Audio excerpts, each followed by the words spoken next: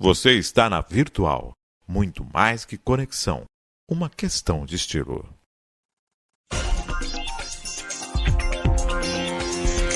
Virtual News.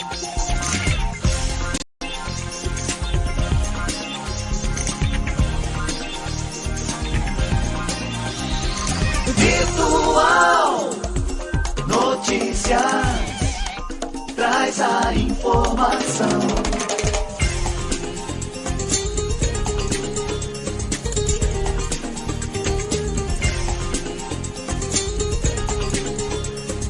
Virtual News. 10 horas mais 5 minutos. Um bom dia para você. Começa agora o Virtual News desta terça-feira, dia 13 de junho de 2023. Um bom dia aos poderes constituídos, ao Executivo, ao Legislativo e ao Judiciário. E um bom dia especial a você, que faz parte do quarto poder, que é a sociedade organizada. Terça-feira, frio, chuva, tá aí, né? O pessoal estava falando do El Niño, que o fim de semana foi ensolarado, com praia. Agora a semana começa já aí com a temperatura caindo, a chuva deixando ainda mais frio o dia desta terça-feira. Para quem aniversaria no dia 13, para quem faz aniversário hoje, parabéns, tudo de bom, Deus abençoando a sua vida hoje e sempre. 10 horas mais 6 minutos, participação de Juliana Souza nesta manhã de terça-feira no Virtual News. Nos controles eletrônicos, na parte técnica, Maria Clara. Bom dia, Maria Clara, bom dia, Juliana. Bom dia, Márcio Chaves. Bom dia, Maria Clara. Bom dia a todos que estão nos assistindo. Mais uma terça-feira. Hoje um pouquinho fria, né? Frio. De Virtual News, mas com notícias muito quentes aqui, hein, gente? Vamos acompanhar. A coisa hoje tá repleto e vamos direto à pauta desta terça-feira. Vamos saber as notícias que fazem parte do Virtual News de hoje. Principais notícias desse dia 13 de junho de 2023. Executivo da Samsung acusado de roubar tecnologia para criar fábrica na China. STF forma maioria contra bancos em ação do PIS/COFINS sobre receitas financeiras. Canção do Beatles, gravadas por inteligência artificial, será lançada este ano, anuncia Paul McCartney. Plenário analisa Minha Casa Minha Vida hoje. Senado sabatina a votação de indicação de Zanin ao STF no dia 21 de junho. Convocações e acesso aos dados sigilosos pautam reunião da CPMI desta terça. Arcabouço depende de medidas estruturantes para garantir equilíbrio fiscal, diz IFI.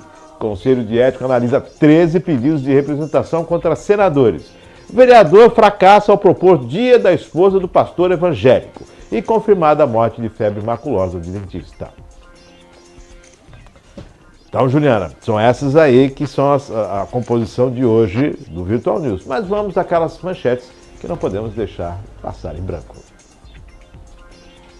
Para não passar em branco, primeira vacina contra chikungunya apresenta resultados promissores. 3 acusados vão a julgamento por atentado contra a ex-presidente da Argentina. Marina Silva apresenta planos do Ministério à Comissão de Meio Ambiente do Senado nesta quarta-feira.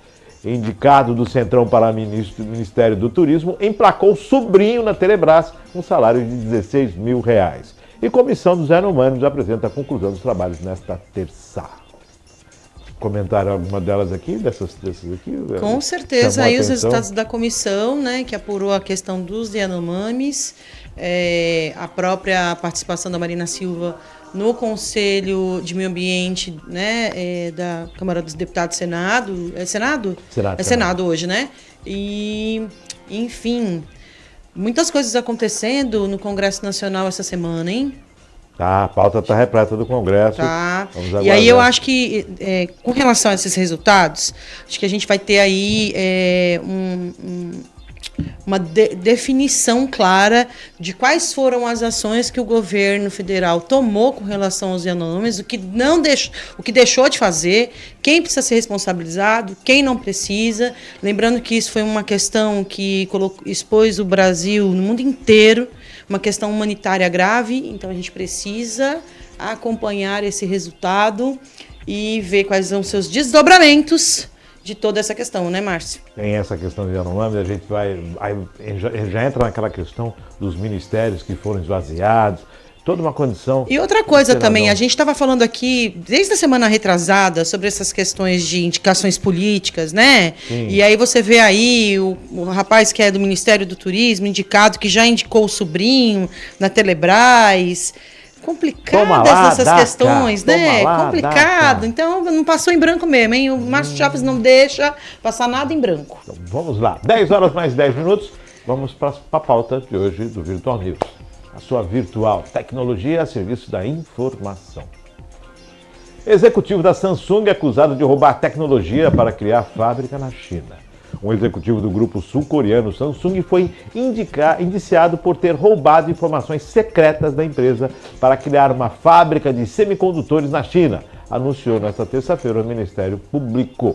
O ex-funcionário de 65 anos, que não teve a identidade divulgada, é suspeito de roubar as plantas das fábricas da empresa entre 2018 e 2019, com o objetivo de construir uma unidade em Xi'an, no centro da China, perto de onde a Samsung já tem uma unidade de produção, segundo o MP.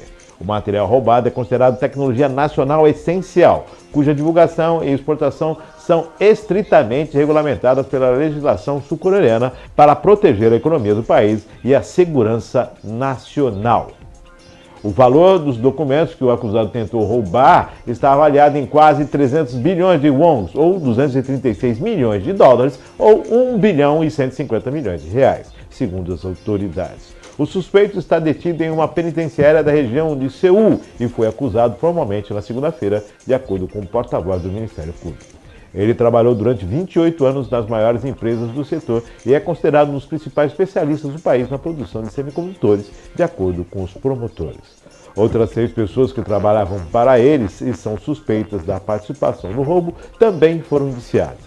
É um crime grave e poderia ter um enorme impacto negativo em nossa segurança econômica, afirma o comunicado do MT.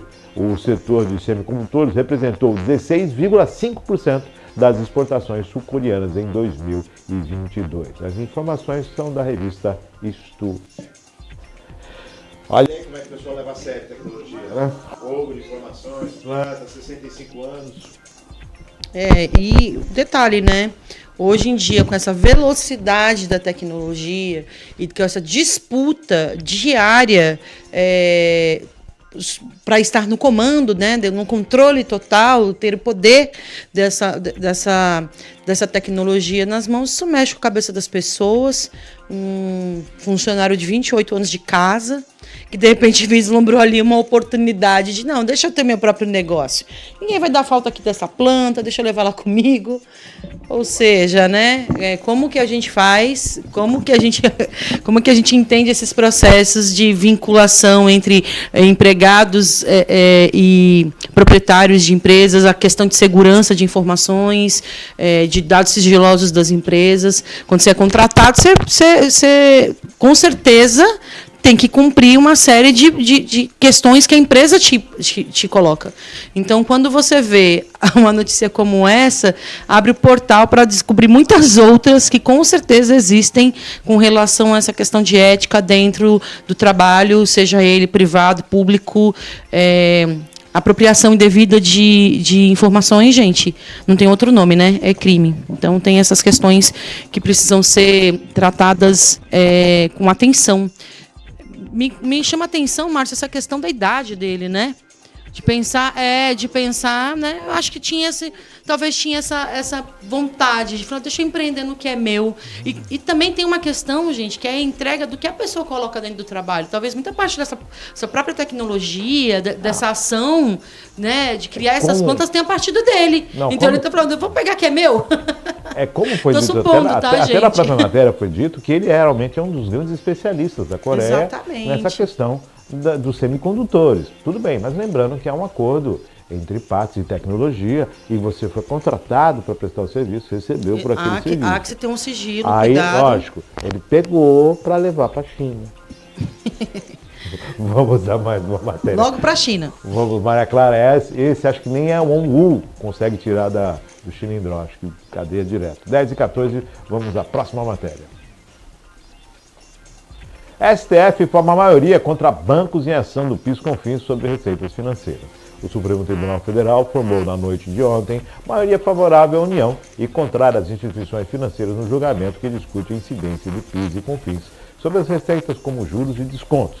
A vitória pode salvar a União de uma bomba fiscal de bilhões.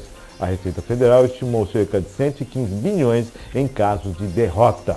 O cálculo foi feito com base nos últimos 5 anos de arrecadação, prazo de decadência em que as ações que requerem a restituição do imposto perdem o efeito. O valor considera todos os contribuintes, sem fazer distinção entre aqueles que entram com ações na justiça ou não. Já a Federação Brasileira de Bancos, a FEBRABAN, estima que estão em jogo cerca de 12 bilhões. O dado considera valores que estão em disputas judiciais como os seguintes bancos: Bank of America, BNP, Paribas, Bradesco, BTG, Pactual, Daicoval, CNGAC, Itaú Unibanco, Mercantil do Brasil e Santander. De acordo com os dados da FEBRABAN, 6 dos 15 maiores bancos aderiram ao Programa de Recuperação Fiscal, REFIS, ou não têm a tese em discussão na Justiça, por isso não possuem os valores contingenciados. Banco do Brasil, Banrisul, Caixa Econômica Federal, Citibank, Safra e Votorantim. O julgamento tem mexido com ações nos bancos nesta segunda-feira. O Banco do Brasil, que não será impactado com o julgamento, liderou os ganhos, enquanto o Santander, parte da ação no STF, liderou as perdas. No entendimento da União, o PIS/COFINS deve incidir sobre toda a atividade empresarial. A Procuradoria-Geral da Fazenda Nacional argumenta que há jurisprudência nesse sentido desde a Emenda Constitucional de 20 de 1998. Que definiu que a Seguridade Social é financiada não só pelo faturamento, mas também pela receita das empresas. Bitributação, não bitributação, está no julgamento, STF está lá. Já colocou já a maioria dos votos, eu não sei se isso vai voltar atrás não, Ju. Acho que eu já daria como fato consumado. Juliana. Também, e entendendo aí principalmente o que diz a nossa Carta Magna, a Constituição, né, na sua emenda 20. Gente, é aquela questão, né? Eu pago os direitos a partir do que eu tenho como patrimônio, mas não pago em cima do que eu lucro, né? Eu não tiro toda essa seguridade, não faço a garantia da Seguridade Social a partir do que eu arrecado só, né? Eu tenho ali uma reserva, é com aquele valor que eu vou trabalhar, e o que eu arrecadar mais, ninguém precisa saber que eu estou arrecadando. O STF está trabalhando, viu, Márcio? É aquela situação, né? O STF está trabalhando. Tem duas, eu observo de duas formas aí. Bom, temos que fazer arrecadação, imposto é devido, tem que arrecadar. A carga tributária é grande demais? E o Estado tem que aplicar bem os seus recursos. Sim. Os impostos têm que ser bem aplicados. Não adianta você pegar 115 bilhões e deixar embora pelo ralo, né? E entender, né, onde a tributação está inserindo. O problema no Brasil é que a grande parte da tributação vem para a gente, minha gente.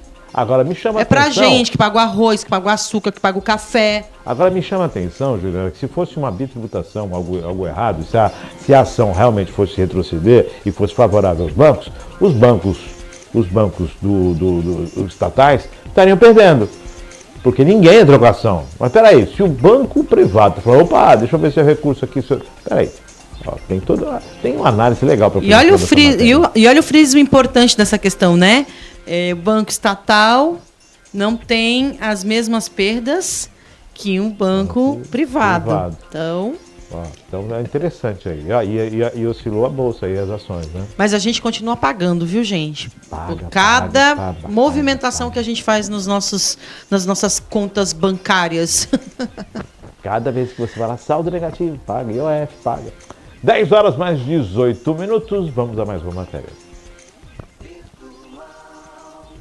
Canção dos Beatles, gravada com inteligência artificial, será lançada este ano, anuncia Paul McCartney.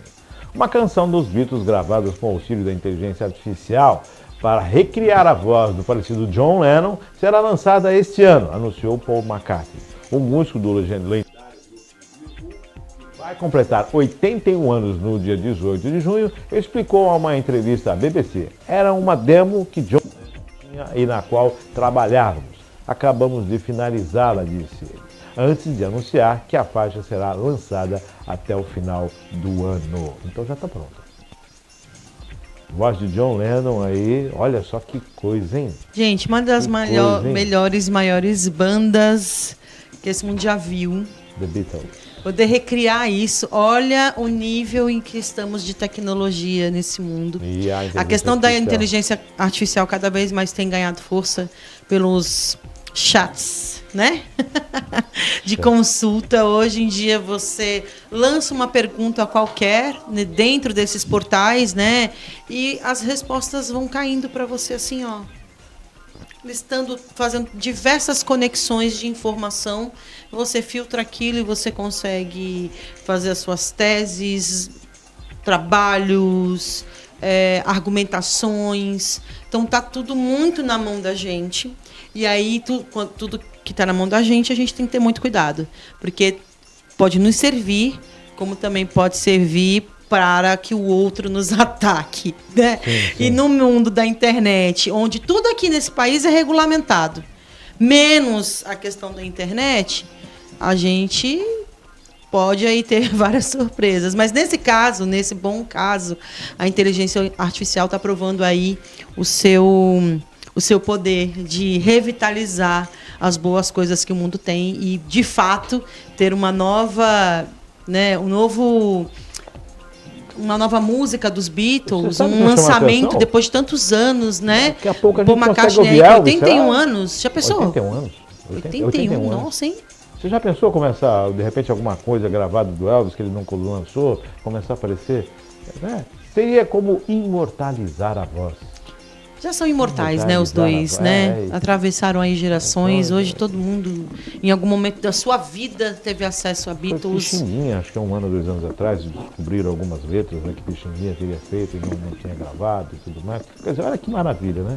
As vozes podendo ser recriadas pela inteligência artificial. É aquilo que você falou, por um lado é uma coisa boa, mas por outro lado também pode ter uma a gente faz esses alertas porque adversa. A gente faz os alertas para poder entender o quanto esse tipo de função ela é importante para a sociedade, ela pode produzir maior conhecimento, verticalizar os conhecimentos que a gente tem sobre o mundo hoje, sobre essa tecnologia, nos aproximar de diversas informações que circulam no mundo todo, mas a gente precisa ter muito cuidado, né, entre o que chega para a gente e como a gente dispersa isso. Como né? Isso vai...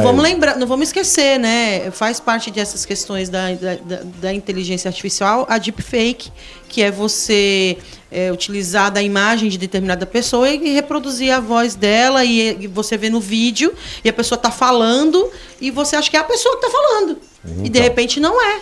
Fake news. Está tudo preparado ali pelo computador. Fake news. Mas vamos continuar aí focando no que é positivo dessas tecnologias. E a inteligência artificial já me ajudou muito nas minhas pesquisas, viu? Confesso a vocês que o chat está ajudando. Ajuda. Bom, tá aí, vamos aguardar. Então, Beatles, nova canção saindo aí até o final do ano. 10h23, vamos a mais uma matéria. Plenário analisa Minha Casa Minha Vida hoje. O plenário do Senado inicia nesta terça-feira, às 14 horas, a análise da medida provisória que relançou o programa habitacional Minha Casa Minha Vida do governo federal. A proposta da MP 1162 de 2023 é atender famílias com renda mensal de até R$ 8.000 na zona urbana e anual de R$ 96.000 na zona rural. A Câmara dos Deputados aprovou a proposta no dia 7 de junho e, a partir do substitutivo, o relator deputado Marangoni do União de São Paulo. Entre as alterações aprovadas pelos deputados está a permissão para uso do recurso do Fundo Garantia de Tempo de Serviço para projetos relacionados à regularização fundiária urbana, a REURB, que inclui iluminação pública, saneamento básico, vias públicas e drenagem de águas pluviais. Também foram definidas 3 faixas de renda de beneficiários para os que possuem até R$ 8.000 mensais. Em áreas rurais, os valores que são equivalentes serão contados anualmente devido à sazonalidade do rendimento nessas áreas. A fonte é da agência Senado. Bom, novamente, quem está pagando a conta disso é o Fundo de Garantia do Trabalhador. E eu volto aqui a falar sobre aquela ação de equiparação perdas do fundo, que daí está em torno de 720 bilhões de reais, que seriam restituídos aos trabalhadores que têm o seu fundo de garantia. Pode até já ter retirado o fundo, mas tem esse direito a essa restituição, porque a correção no fundo não é a devida. Então, bom, mas esse só foi um parênteses. Juliana, Minha Casa Minha Vida, 8.096. São duas coisas, né? A preocupação com essa questão do uso do fundo, ela é real, porque vai ter uma hora que a conta não vai fechar, né?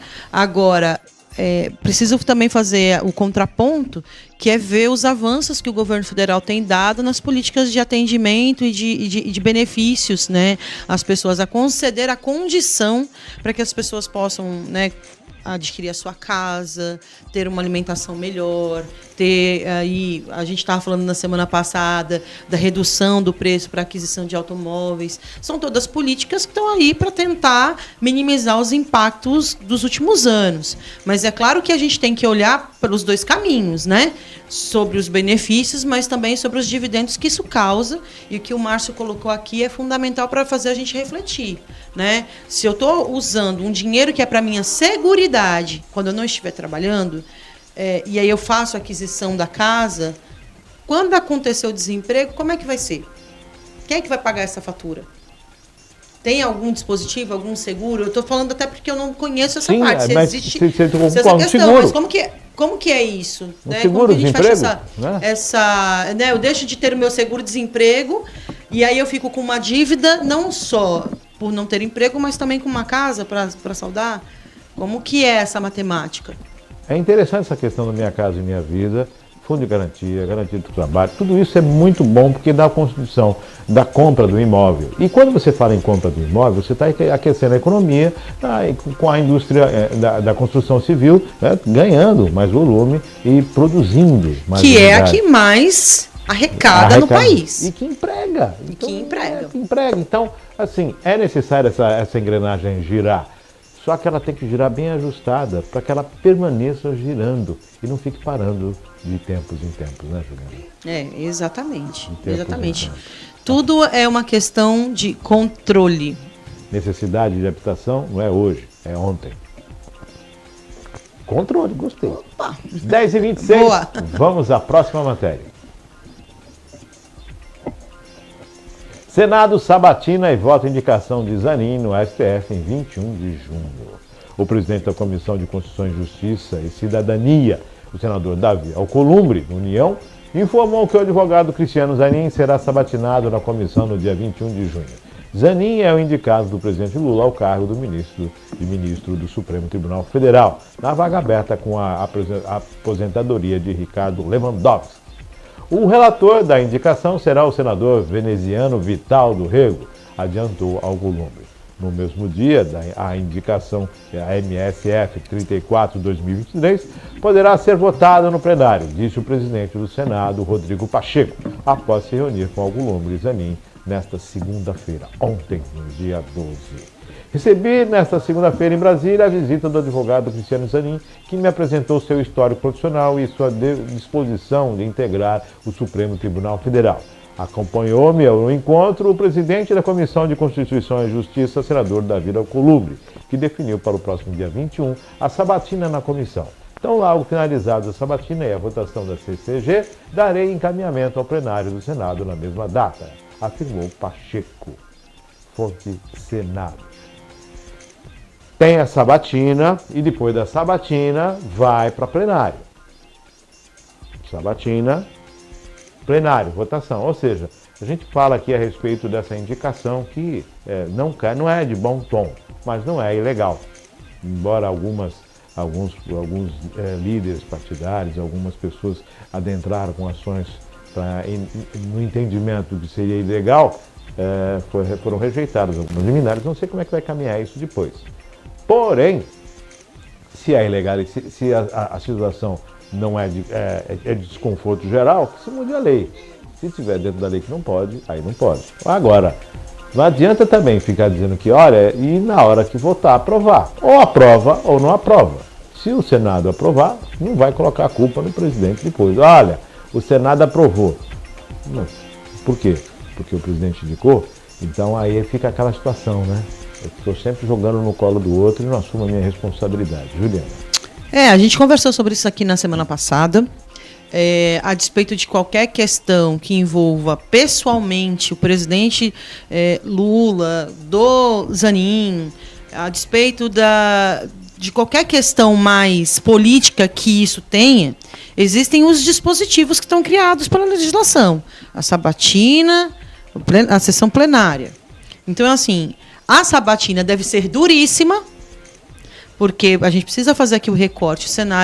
O cenário do Senado hoje, ele é bastante propenso à oposição, e nesse sentido vai ebulir toda uma questão ali de realmente pressionar o Zanin para que comprove a sua capacidade técnica, a sua capacidade de retórica com relação, né, à legislação brasileira, a sua trajetória e o porquê, né, quais são os porquês, as motivações de aceitar a indicação. Lembrando que a indicação é feita pelo presidente, tem essa sabatina e tem a sessão plenária.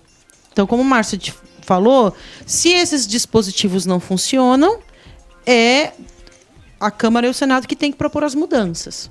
Lembrando que pode ter veto presidencial e depois pode ter, né, de fato, ali volta o veto volta para o Congresso e o Congresso aprovar as alterações que precisam ser feitas. Acho que, a despeito dessas questões particulares, políticas, o que precisa ser visto é, de fato, a questão técnica.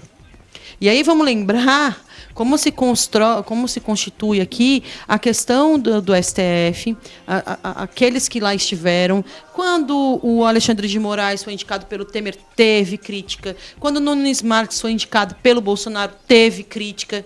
Vai sempre ter a crítica, porque é uma indicação, querendo ou não, próxima do presidente da República.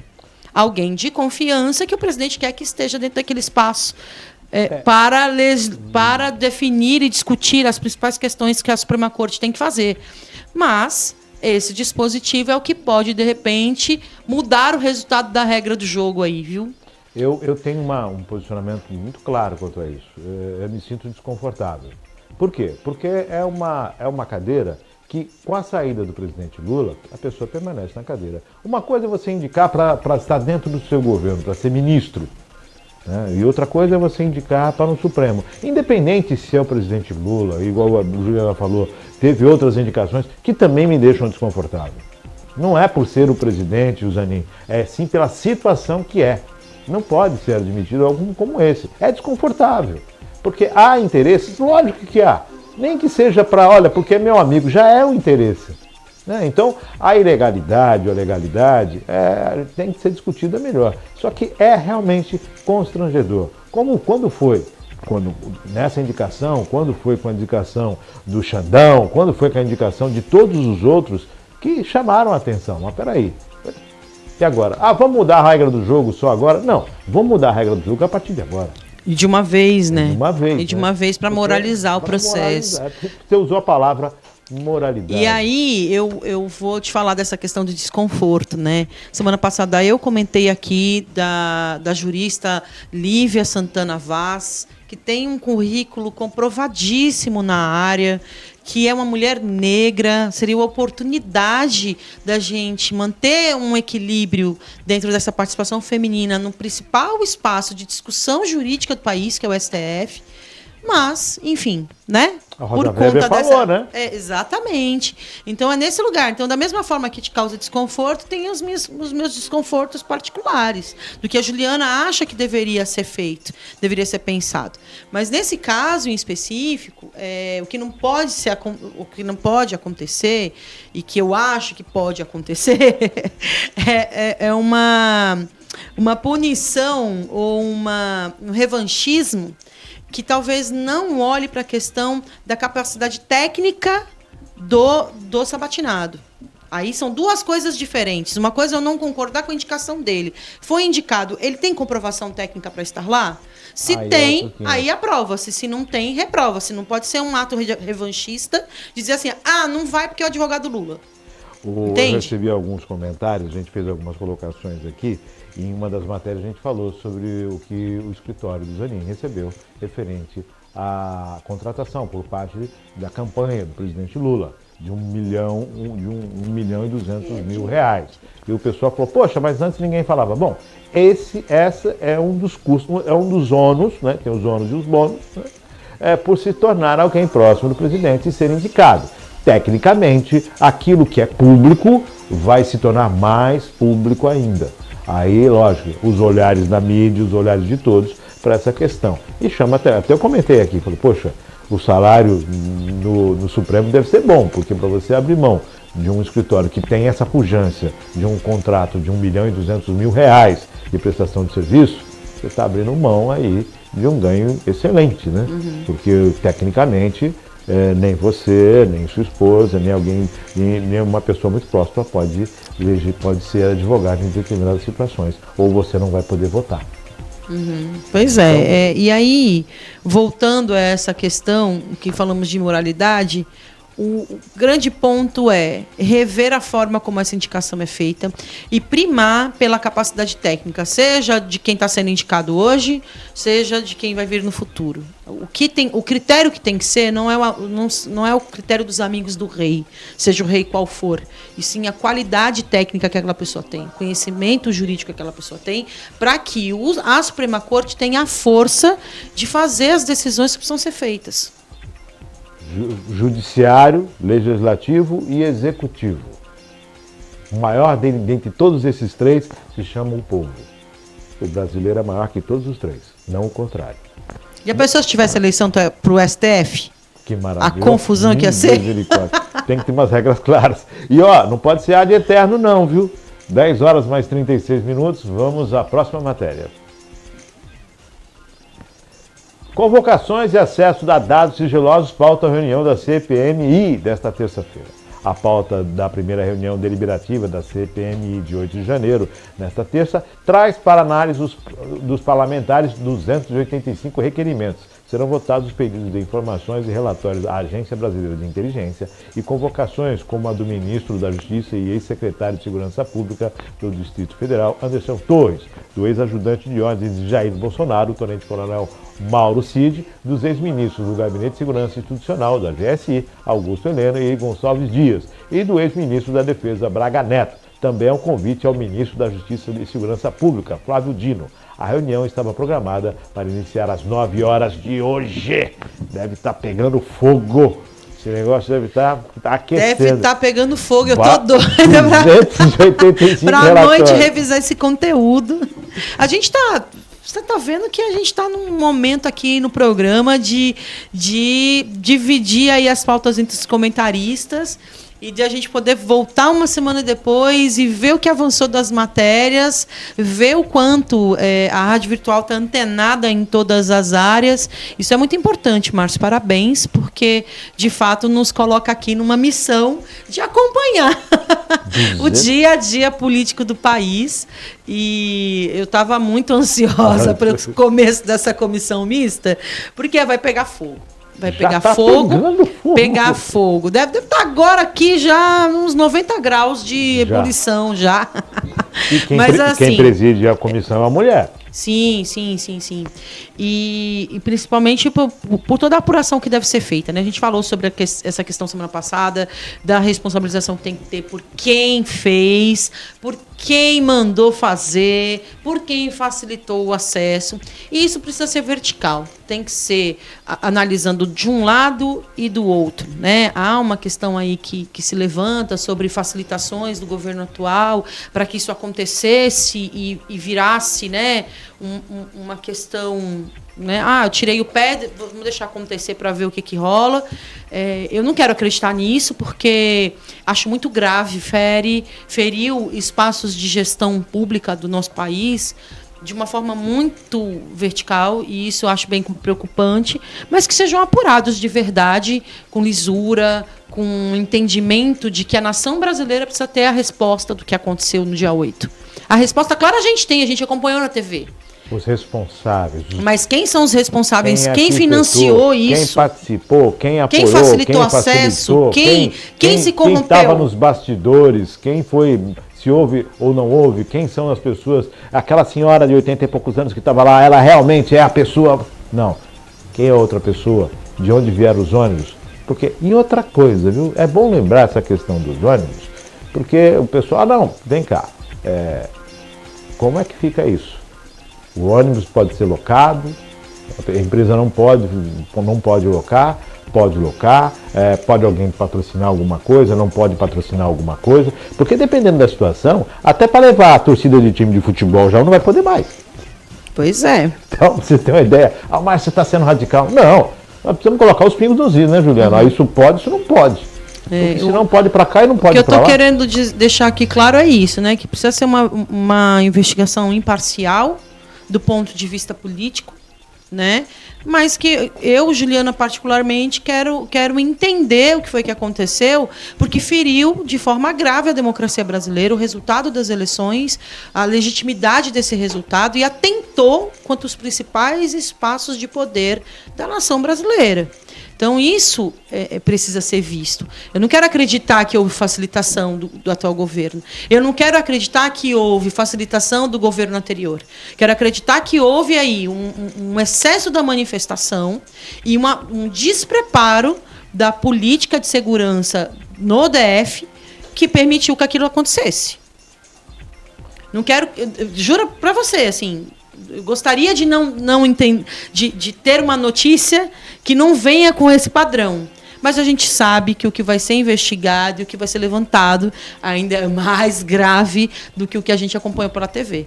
Então, o resultado dessa CPMI pode reposicionar as peças no nosso xadrez político. Muita água vai rolar, tem muita garrafa para ser trocada aí, vamos garrafa vazia para trocar. 10h41, vamos a mais uma matéria. Acabou-se, depende de medidas estruturantes para garantir equilíbrio fiscal, diz IFI. A proposta do novo arcabouço fiscal pode não ser suficiente para trazer segurança e sustentabilidade fiscal ao Brasil, por depender de receitas incertas. A avaliação está em nota técnica, publicado na quarta-feira, no dia 7, pela Instituição Fiscal Independente do Senado, para a qual o arcabouço depende para dar certo, e de medidas estruturantes, como a reforma tributária, pauta também encampada pelo Poder Executivo. O documento mostra simulações de como seria aplicado o novo regime fiscal na forma de projeto de lei complementar, a PLP 93 de 2023, que já está no Senado para análise. A nota técnica mostra 6 diferentes cenários econômicos entre 2024 e 2033, utilizando as medidas históricas de aumento de receita ou valores chaves previstos no projeto. Em 5 dos cenários analisados, a meta de resultado primário estipulada pelo governo não foi alcançada nos primeiros anos, inclusive nas prospecções consideradas mais realistas pela instituição. A fonte é da agência Senado. Olha a seriedade disto. Foram feitos todos os simulados, 6, dos quais 5 não foram... não deram certo. A palavra é essa. Não deram certo. Então, o que está acontecendo? A proposta do arcabouço fiscal, dentro de uma análise de cenários com números reais, históricos. Gente, voltamos àquela questão. Existe o político e o técnico. E agora o que está falando é a nota técnica. Juliana. Então, acabei de falar sobre isso, né? Sobre a capacidade técnica das pessoas e sobre o quanto eu acredito. Então, eu estaria me contradizendo se eu não entendesse a gravidade dessa matéria, no sentido de entender que uma nota técnica, um estudo aprofundado sobre essa questão do arcabouço fiscal evidenciou questões. Isso precisa ser analisado pela equipe econômica do Ministério da Fazenda, para que seja revisto, recalculada a rota, para a gente poder ter segurança de execução desse arcabouço. O que não pode é fingir que não viu, tocar para frente e depois a gente vê que lá na frente a nota estava certa. 2024, 2033. 2024, 2033. 9 anos. Que geralmente são, né, esses planos, né, de desenvolvimento, tem esse período de vigência de 9, 10 anos, né? Então, olha aí. Então, é muito mais sério do que você questões de longo prazo, né, que precisam ser cuidadas com atenção. Detalhe, está alicerçada em situações que não são concretas. 10h44. Vamos a mais uma matéria. Maria Clara hoje está rápida nos dedinhos ali, viu? Tá. Nos comandos. Os comandos tá. As mulheres estão dominando. Conselho de Ética, daqui a pouco vamos colocar um IA aqui e eu tô fora. Conselho de Ética analisa 13 pedidos de representação contra senadores. O Conselho de Ética e do Decoro Parlamentar do Senado tem reunião na quarta-feira, dia 14, às 9 horas, para decidir se aceita ou não 13 pedidos de representação contra senadores protocolados por parlamentares, partidos políticos ou cidadãos. Há pedidos de abertura de processo disciplinar contra os senadores Cid Gomes, Flávio Bolsonaro, Davi Alcolumbre, Jaime Campos, Chico Rodrigues, Humberto Costa, Jorge Cajuru, Estivelson Valentim, Randolfo Rodrigues, Damares Alves, Flávio Bolsonaro e Cajuru são alvos de 2 pedidos cada. Há também uma petição contra o agora ex-senador Paulo Rocha. O presidente do Conselho da Ética, o senador Jaime Campos, o vice-presidente é o senador Eduardo Braga, e a reunião será na sala 6 da ala Nilo Coelho. As informações são da agência Senado. Vai pegar fogo. A agência Senado trabalhando aí no programa de hoje, minha gente. Vai pegar fogo. Sim. Eu tenho observado essa constância, tanto na Câmara quanto no Senado, né? Sobre os opositores estarem ali colocando os parlamentares na questão no Conselho de Ética, tanto do Senado quanto da Câmara. Semana passada foi um enxovalho de questões com a Thalíria Petroni, com a Sâmia Bonfim, o Guilherme Boulos. Do mesmo fato, do outro lado também, né, tem ali os deputados da oposição que também sofrem esses pedidos. Gente, virou a quinta série. Virou a quinta série, aí é complicado. Pegou nada contra quem está na quinta série, viu, amiguinhos? Mas eu acho que essas coisas servem para desestabilizar e para tirar o foco das questões importantes que o Senado e a Câmara têm que discutir. Que é a elaboração das leis que vão impactar no nosso dia a dia. Eles não podem esquecer que eles estão lá para isso. Para legislar e não para ficar apontando o dedo um na cara do outro, dizendo você é mais ético que eu, não, você é menos. E fica essa confusão e abre-se vários processos, e aí você tem que fazer os processos, né, investigativos, administrativos, e chama a comissão para conversar. E isso leva tempo, desfoca e não coloca esses parlamentares para executar os papéis que eles precisam fazer, que é legislar sobre as questões brasileiras. Ontem eu comentei aqui no programa a respeito, você falou muito bem, e realmente observar o que tem que ser discutido. Ontem eu comentei aqui a respeito do pedido do Partido dos Trabalhadores para o Ministério das Comunicações para ter uma TV aberta. Até o pessoal já apelidou de TV Lula. A minha questão é, o partido político pede essa TV, ok, e de onde vem o dinheiro para manter essa TV? A gente está em uma situação complicada, afinal de contas, existem TVs públicas que necessitam de recursos, como a TV Cultura e como muitas outras que fazem um trabalho belíssimo e que precisam estar aí à frente do seu tempo e principalmente registrando a história com a transparência e a veracidade necessária. São programas culturais, são por uma programação totalmente diferenciada e já existem esses mecanismos que têm que ser valorizados e melhorados. Agora, para uma TV de um partido, como é que ela vai sobreviver? Do dinheiro público? Do fundo partidário? De doações de empresas? De colaboradores? O que realmente nós estamos abrindo espaço? A comunicação é o caminho para quê? Então, quando você fala de realmente observar as questões, porque diante de toda essa fusarca no Senado, uma situação dessa passa com uma brevidade. E aí nós vamos ter a TVPT, TV MDB, TV PP, TV Pessoal, vai ter a TV de todo mundo. Agora, com dinheiro de quem? Já vai para a internet, coloca um canal no YouTube, lá, TV, acabou. Não, e já existem esses canais, né, Márcio? E para que uma TV Eles já aberta? Existem, né? Me causa até estranheza mesmo, não tinha lido sobre isso, não. Mas é estranho, porque qual é o serviço que vai ser prestado, né? E eu estou falando isso a despeito de qualquer partido. É que como foi o PT que pediu, A gente está criticando a questão desse pedido. Então vou querer as TVs de futebol também liberadas. TV Corinthians, que é a maior nação brasileira, TV Flamengo, TV São Paulo e por aí vai. Entendeu? Né? Agora, a situação é, para quê? Já não tem horário gratuito nas TVs, já não tem propaganda eleitoral obrigatória, propaganda partidária, horário partidário, não tem tudo isso. Agora, de onde vem o dinheiro para manter uma TV? De doações? Peraí, como? Partido ter doações? Tem partido que há uns 20 anos atrás estava praticamente falido, ia fechar, porque não conseguia pagar as próprias contas. E agora o pessoal está discutindo TV para partido. Realmente, sabe o Ministério das Comunicações falar não, de acordo com a lei, não. Então tudo bem. Juliana? É isso. Não vou nem... Que até me perdi da pauta da quinta série. Porque é dessa agora.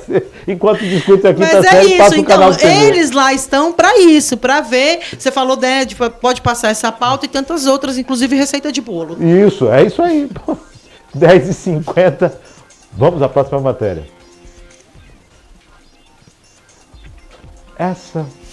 Vereador fracassa ao propor dia da esposa do pastor evangélico. O projeto de lei que tramitava na Câmara Municipal de Guaratinguetá, provendo a criação do Dia Municipal da Esposa do Pastor Evangélico, foi rejeitado em sessão ordinária no Legislativo do município, situado no estado de São Paulo, no último dia 7 de junho. À época, ao justificar a pertinência do projeto, Almeida apontou que um dos papéis mais importantes na igreja é a da esposa de um pastor. Ela está em uma posição única para encorajar, orar e apoiar o homem encarregado de liderar e pastorear uma congregação. Seu trabalho, às vezes, não é reconhecido e é realizado nos bastidores, porém, significativo e importante, avaliou. No entanto, o projeto acabou sendo rejeitado por 4 votos contrários e 3 a favor. Com isso, a PL de 14 de 2023 está em fase de arquivamento. Juliana. Quando a pauta é dura, ele fala assim, Juliana. Bom, primeiro, não tenho nada contra diretamente ao envolvimento de qualquer questão, de qualquer mulher dentro, seja dentro da igreja, seja de uma associação, né, de uma entidade social, pela importância que a gente tem no desenvolvimento das ações sociais, econômicas que a gente faz na nossa casa, que a gente faz nos grupos que a gente atua, na escola, que a gente participa, né, da vida dos nossos filhos. Não é sobre isso, não é sobre a importância dessa mulher ou de outras mulheres que auxiliam aí os seus maridos ou a comunidade, que interferem positivamente na comunidade em favor dela, né, em favor dessa comunidade e que constroem uma ação ali. Não é sobre isso. Mas é a gente entender que esse Estado é laico. E falando em Estado laico, eu não posso dividir questões que são de cunho religioso. Né? Quando eu denomino que é o dia da esposa do pastor evangélico, eu tenho que ter muito cuidado. Porque aí eu não estou falando que claro que a gente não tem esposa do padre, né, Márcio? Mas a gente está querendo dizer é que aquela comunidade se destaca das demais. Né? E aí eu acho que a gente precisa ter muito cuidado com essas questões. Não é em demérito da ação da esposa do pastor, seja ele qual for, pelo amor de Deus. Não é sobre isso, mas é a gente entender a importância de estabelecer marcas e dias comemorativos que sejam universais, ou que se entendam como universais. Quando eu reconheço, por exemplo, a capoeira como uma atividade que é um patrimônio, inclusive, imaterial desse país, e que muitas vezes se fazem a vinculação à questão da matriz africana, e faz com razão, porque nasce, né, da comunidade africana, eu não estou fazendo um destaque à questão religiosa. Quando eu faço uma determinada legislação que entende o dia, que entende a relação da religião em si, é uma coisa. Agora, quando eu particularizo uma ação, isso precisa ser olhado com cuidado. E aí é onde eu chamo a atenção, né? Por que a gente não enaltece a comunidade? Não um destaque específico a uma pessoa ou a um grupo de pessoas. É a ação comunitária. A capoeira é uma ação comunitária. A dança é uma ação comunitária, o teatro é uma ação comunitária, a atividade social é comunitária. Quando você fala, você foi muito feliz em falar em que não se trata de uma questão voltada a um segmento, e sim de uma questão que envolve a mulher. Nossa, eu fico muito triste em ver uma reprovação. E, na verdade, ver uma atuação dentro de um nicho político que acabou não tendo êxito. Lógico, reconhecer a mulher do pastor é sem dúvida importante, assim como reconhecer a mulher do médico, do soldador, a mulher do dono da padaria, a mulher do padeiro, a mulher e principalmente reconhecer a mulher independente do marido. Só que a gente tem uma questão envolvida aí, Juliana, que é os nichos representados. E aí o pessoal fala, mas eu coloquei lá, eu estou fazendo a moção em prol dos Cavaleiros do Zodíaco. Não, quem gostar de outros aí coloca. Mas o problema é esse. Você não está ali para legislar só para os seus. Você foi eleito por um nicho e você legisla para todos. A lei é uniforme. Ela tem que atingir a todos. Favorecer A ou B, no entendimento, já você não tem um projeto de lei, porque não colocou uma referência à mulher como um todo. E não essa questão de ser esposa. Porque coloca a mulher em subserviência. É uma outra situação, quer dizer, você vai ser homenageada porque você é minha esposa. Você não Qual é o seu nome? Qual é o seu nome? Eu ia chegar nesse ponto. Entende? Então, assim... Que é isso, né? Até que ponto somos protagonistas da nossa história e deixamos e somos reconhecidas pelo que a gente faz diariamente, pela nossa atuação na comunidade e de que forma que ela é universal. Nada, volta a falar aqui, muito pelo contrário. A gente sabe que as pessoas que estão à frente da fé, quem está do lado, é uma vida totalmente diferenciada. Por quê? Porque quem está à frente da fé, está à frente de um rebanho, tem a sua vida dedicada a este rebanho. E nos horários mais diferenciados, gente. Não é igual, eu não estou fazendo comparações, mas assim, o trabalho é diferente, os horários são diferentes, os fins de semana são diferentes. A dedicação é diferente, há sim uma questão de um trabalho social que também é diferente. Existem essas diferenças. A gente não está falando aqui que não devem ser homenageadas, mas sim deve-se observar um todo, um reconhecimento como um todo. Quando a igreja se levanta e fala que quer homenagear a mulher, o pastor que congrega conosco, é uma coisa. Quando o legislativo se levanta e determina fazer certas coisas, a questão que nós analisamos aqui é a questão social como um todo. Então, tudo bem, a partir do momento que você criou esse dia, todos os demais dias terão que ser analisados e criados também. A mãe de santo, a freira, você vai ter que abrir. Uhum. E por isso que eu trago essa questão do Estado laico, né? Que a gente precisa entender que todos têm o direito... Um abraço a Patrícia Narizinho, mestre de capoeira. Querida amiga. Capoeira. Então, quer dizer... É essa a situação, não importa a minha crença. A análise aqui é quanto à igualdade a todos, né, Juliana? E tem uma questão, né, na própria matéria traz a argumentação, né, de reconhecimento da atuação da mulher, porque, querendo ou não, tem essa questão, né, que você traz, que quando a pessoa está na liderança, né, de uma comunidade, ela serve essa comunidade. E isso não está em questionamento aqui. Não mesmo. Agora, como a gente reconhece do plano de todas essas mulheres que, independente da religião, que independente da área que atuam, têm a sua força e precisam ter o seu nome próprio. E não estarem vinculadas à sombra de ser o arrimo de alguém, a esposa de alguém, a prima de alguém. Né? É a profissional, é a artista, é a mulher, é a mãe, é a gestora. Cria-se o Dia da Mulher dentro da religiosidade, dentro da espiritualidade. E aí você vai homenagear a mulher do pastor, a mulher do... todo mundo, a mulher do sacristão, a mulher de todo mundo, porque todas aquelas que têm um empenho dentro dessa área da espiritualidade serão homenageadas. Acho que você está pleiteando aí um emprego de assessor do vereador que deu a ideia. É Guaratinguetá, tá longe. Atenção, Guaratinguetá. Márcio Chaves está aqui. É porque essa proposta aqui não volta mais. Essa daí não rola mais, viu? Essa não deu.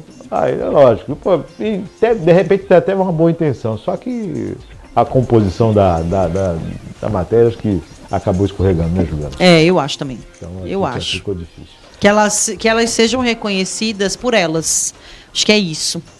Nada sobre nós sem nós. Reconhecimento das mulheres dentro da igreja, dentro do setor evangélico, dentro do setor católico, do setor protestante, dentro da Umbanda, dentro de todos os segmentos, a mulher, que é esse ser magnífico, né? Que é esse ser que dá a luz, que é esse ser que tem, se eu falar só da luz, a Maria Clara me bate. Esse ser que tem essa magnitude toda e principalmente tem um papel na espiritualidade fundamental. Vamos falar aqui de Cristo? Como Cristo veio ao mundo? Como todos nós viemos. Então só por aí dá para dizer. Isso é tema para um programa inteiro, Márcio Chaves. Um programa todo, que vai de Iapoque ao Chuí, passando por Guaratinguetá. 10 horas e 59 minutos. Maria Clara, temos mais alguma? Tem mais matéria? Vamos para mais matéria. Bora! Hoje tá recheado hoje aqui. Eu vou ficar vendo os outros programas só para ver a quantidade de matéria que os meus amigos comentaristas estão comentando aqui. Eu vou ficar de olho. Na semana que vem eu digo pra vocês. Mas na próxima programa falou, mas tá bom, precisa aumentar. É porque eu acho que a terça-feira, a segunda é aquele dia que a gente tá retomando, né? Vem do domingo. Aí parece que as notícias ainda não estão chegando. Na terça-feira bombou. Não, Júlia, tem segunda-feira aqui. Terça, quarta, quinta. Tem um pessoal que é mestre aí nos fins de semana que faz bagunça aí na segunda-feira. Vou ficar de olho. Tem muita bagunça no fim de semana. Maria Clara, temos mais matéria e encerramos. Então vamos para a próxima matéria. Porque tem um pessoal que no domingo, sábado e domingo, fica bagunçando. Aí, confirmada a morte por febre maculosa de dentista. O Instituto Adolfo Lutz confirmou nesta segunda-feira que a biomédica e dentista Mariana Giordano, de 36 anos, morreu por febre maculosa. Ela e o namorado, o piloto de automobilismo Douglas Costas, morreram subitamente na última quinta-feira, dia 8, após os dois serem hospitalizados com quadro de febre intensa e fortes dores da cabeça, sintomas que o casal passou a sentir dias antes. A causa da morte de Douglas ainda não foi confirmada. Segundo a Secretaria do Estado de Saúde, o material coletado para o diagnóstico continua sendo analisado pelo Instituto Adolfo Lutz. Realmente impactou, né, o casal, né, foi uma situação muito impactante. Os dois adoeceram praticamente no mesmo período e vieram a óbito, né? E aí foi identificada essa questão da febre maculosa, que é transmitida por um carrapato, né? Sim. Ela não é contagiosa, você não contagia outras pessoas. Certamente eles estiveram num ambiente juntos em que tinha essa proliferação, foram picados pelo carrapato e acabaram desenvolvendo a doença. Acho que hoje de manhã confirmou a questão do rapaz. Eu estava vendo alguma coisa sobre isso na TV então, de manhã. Mas eu não quero trazer aqui, vamos tentar, depois você vai passando aqui durante a semana. Mas chamar atenção, né, sobre uma questão de questão sanitária. Sim, essa questão dos dois terem sido picados aí, no caso que ser confirmada a morte dele, pelo carrapato, né, que transmite a febre maculosa. Então, muita atenção, chama atenção tudo isso, a gente fica observando aí, né? Ela é uma dentista, ele um piloto, então a gente sabe que tecnicamente estariam fora de uma condição aí de contato, não, Juliana? Uhum. Mas aí a gente Eu tô até dando uma olhadinha aqui, gente, porque né, como as notícias têm essa velocidade... A internet... Não sei se eu tô falando... A internet, as coisas agora são muito mais rápidas. Você coloca a situação, daqui a pouco você tem porque na verdade assim, a notícia diz assim, o casal morre porque apresentou a febre. Sim. No caso, ela já foi confirmada e eles estão para confirmar, é isso. Mas chama atenção aqui essa questão de os municípios em que eles foram, Campinas e Piracicaba, hoje... são dois dos que apresentam o maior número de casos registrados. Em 2023, até o momento, foram registrados 9 casos de febre maculosa e 3 mortes. Olha aí. Região de Campinas, então. Atenção.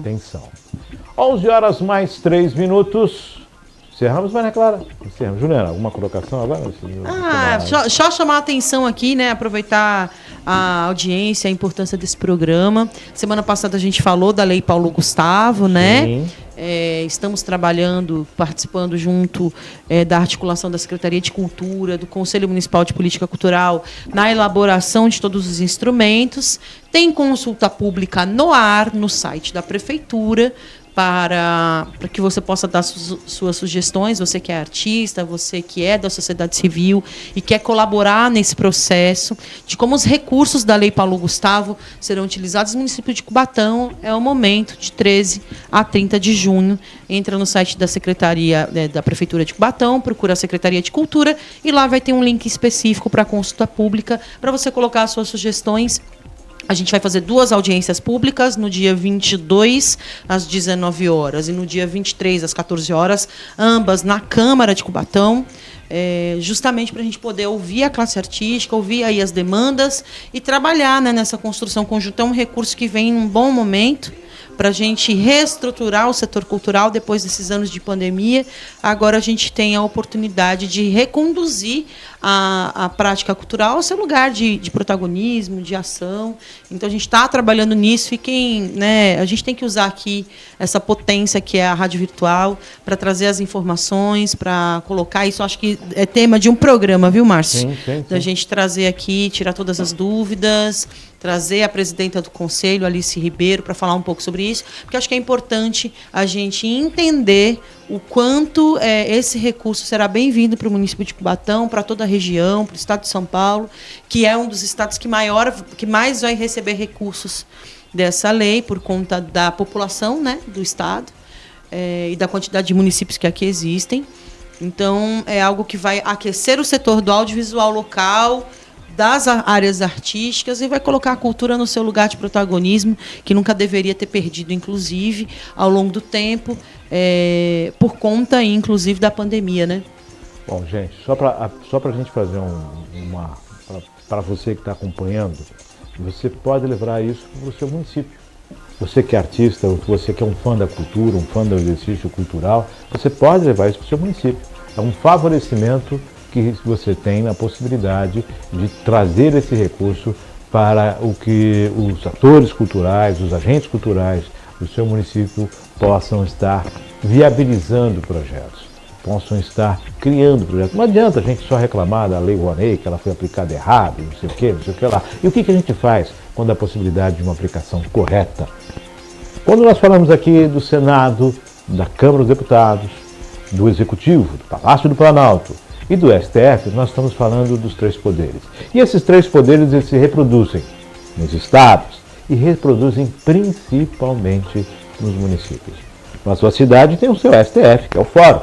Na sua cidade tem o seu Senado e sua Câmara, que é a Câmara dos Vereadores. E na sua cidade também tem o Palácio, que é a Prefeitura. Então o que você observa que acontece em nível nacional também acontece no seu município. Você não mora no estado, você não mora na federação, você mora em uma cidade, no seu município, no seu bairro, na sua casa, com a sua família e os amigos. E essa é a sociedade da qual você faz parte.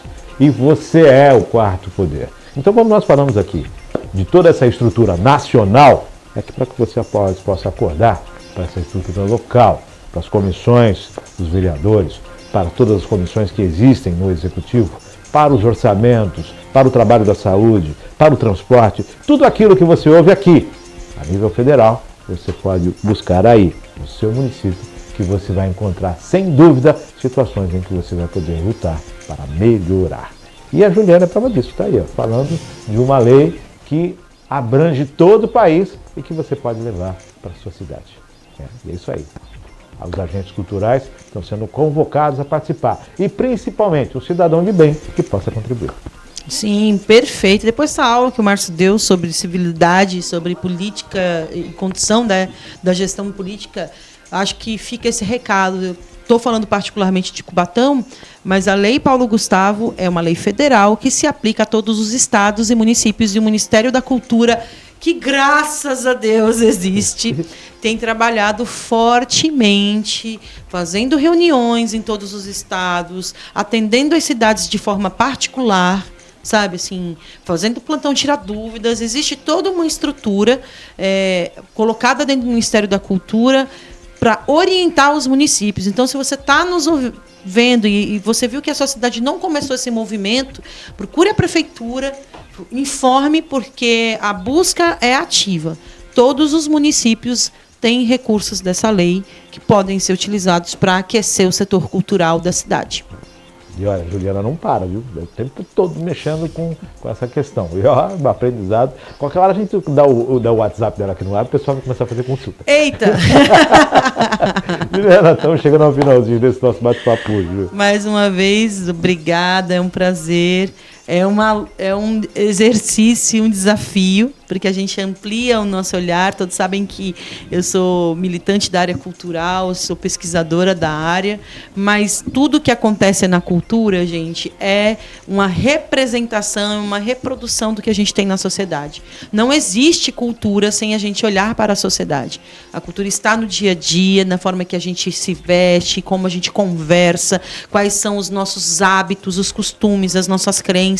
Então, eu não posso separar o que eu faço no meu dia a dia da minha participação social, política, cultural. Então, a forma como a gente enxerga a cidade, a forma como a gente atua na cidade, não estou falando de mim particularmente, a gente, eu e você, nosso dia a dia é que vai pautar o andamento, né, dessa cidade, desse estado, desse país. Como o Márcio bem falou, a gente colabora para essa construção.